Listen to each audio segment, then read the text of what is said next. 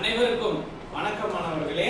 இன்று நம்ம என்ன பார்க்க போறோம் அப்படின்னா திருக்குறள் பார்க்க போறோம்.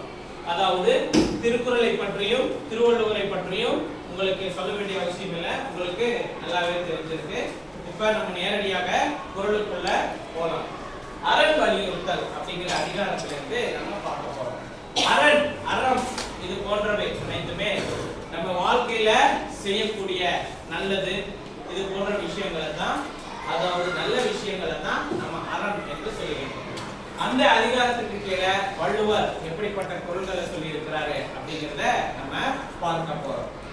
முதலாவது குறள், அதாவது மனத்துக்கண் மாசிலன் ஆதல் அனைத்து அரண் ஆகுல நீர பிற அப்படிங்கிற குறள் தான் உங்களுக்கு முதலாவதான குறள். மீண்டும் ஒரு முறை சொல்றேன். மனத்துக்கண் மாசிலன் ஆதல் அனைத்து அரண் ஆகுல நீர பிற அப்படிங்கிற குறள். இந்த குறள்ல வள்ளுவர் என்ன சொல்ல வர்றாரு அப்படின்னா, குற்றம் இல்லாமல், அதாவது நம்ம மனதிலே குற்றம் இல்லாமல் இருப்பதே சிறந்த அறம், மற்றவை எல்லாம் வெறும் ஆரவாரமே என்று சொல்லுகிறார்.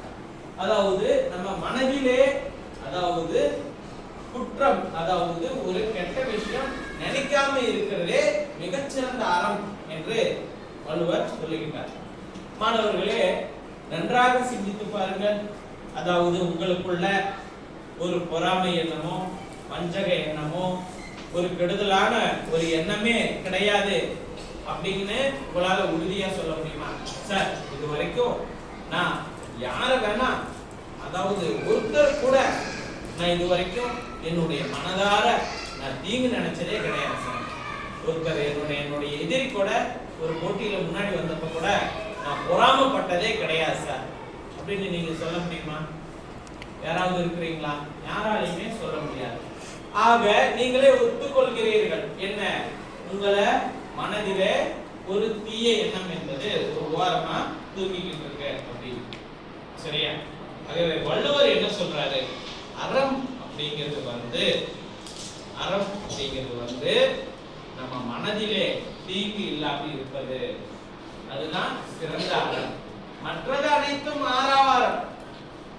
ஆரவாரம் என்பது அதாவது நல்லது பண்ற மாதிரி நடிக்கிறது, காசு பணம் வச்சிருக்கிறது, இதெல்லாம் வெறும் பந்தாக்கு, வெளி வேஷத்துக்கு. ஆனா உண்மையான அறம் அப்படிங்கிறது என்ன, நம்ம மனதிலே தீங்கு நினைக்காம இருக்கிறது தான் உண்மையான அறம் என்று வள்ளுவர் சொல்கிறார். இதுதான் மனத்துக்கண் மாசிலன் ஆதல் அனைத்து அரண் ஆகுல நீர பிற அப்படிங்கிற குறள் மூலமாக சொல்ல வர.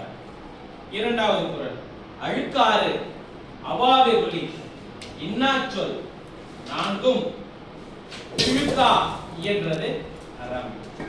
அழுக்காறு அவாவை ஒளி இன்னாச்சொல் நான்கும் இழுக்கா என்றது அறம் என்கின்ற குறளிலே பொறாமை, பேராசை, சினம், கடுஞ்சொல் பேசுதல் ஆகிய நான்கும் இல்லாமல் வாழ்வதே அறம். சரியா? பிறர் மீது நம்ம வைத்திருக்கக்கூடிய பொறாமை, பேராசை, அதாவது மற்றவர்களினுடைய பொருள் மீது ஆசைப்படுதல் தப்பு கிடையாது. பேராசை பெரும் துன்பத்தை தரும். பேராசை, கோபம், சினம், அததான் என்னன்னு சொல்றாங்க, மிகப்பெரிய கோபம். அதாவது அனைவரிடத்திலுமே கடுமையான சொற்களை பேசுவது, கடுஞ்சொல் பேசுவது. இந்த நான்கு விஷயங்களும் நம்ம கிட்ட இல்லாம இருந்தா அதுதான் அறம் சார்ந்த வாழ்க்கை.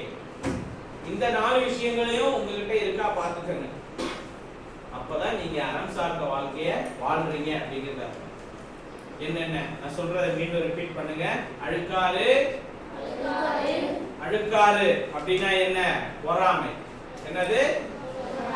அவாவை ஒளி இன்னாச்சொல் நான்கும் இழுக்கா என்றது அறம். பொறாமை, பேராசை, சினம், கடுஞ்சொல் பேசுதல், இந்த நான்கும் இல்லாம இருப்பதுதான் உண்மையான அறம் என்பதை வள்ளுவர் இந்த இடத்திலே சொல்லியிருக்கிறார். அழுக்காறு அவாவை ஒளி இன்னாச்சொல் நான்கும் இழுக்கா என்றது அறம். முதல் குறளிலே அவர் சொல்லக்கூடியது மனதிலே தீங்கு நினைக்காம இருக்கணும், அதுதான் அரண் என்று மனத்துக்கண் மாசிலநாதன் அந்த குறள்ல சொல்கின்றார். அதன் பிறகு அதாவது அழுக்காறு அவாவைகளில 4 குணங்கள் உங்ககிட்ட இருக்கக்கூடாது, அதுதான் அறம் என்று சொல்கின்றார். இரண்டாவது சொல்லக்கூடிய குறளிலே அதாவது பொறாமை, பேராசை, அதன் பிறகு கோபம், சினம், கடுமையான சொற்களை பேசுதல், இந்த 4 குணங்களும் உங்ககிட்ட இருக்கக்கூடாது, அதுதான் அறம் என்று வள்ளுவர் சொல்லுகின்றார். புரியுதுங்களா மாணவர்களே? ஆக வள்ளுவர் அரண் வலியுறுத்தல் என்ற அதிகாரத்துக்கு கீழே 10 குறள் எழுதியிருக்கிறாரு. நம்ம பாட புத்தகத்துல 2 குறட்கள் கொடுத்திருக்கிறாங்க. இந்த குறட்களையும் நீங்க மனப்பாடம் செய்து கொள்ள வேண்டும். அந்த பொருளை நம்ம உணர்வது மட்டுமல்லாமல் நம்ம வாழ்க்கையிலையும் அதை நம்ம பயன்படுத்தணும். இந்த குறளுக்கு தகுந்தாப்புல நம்மளும் இருக்கணும் அப்படிங்கிறத உங்க எல்லாத்துக்கிட்டையும் நான் சொல்லிக்கிறேன். சரி மாணவர்களே, நம்ம அடுத்த வகுப்பிலே சந்திக்கலாம். நன்றி.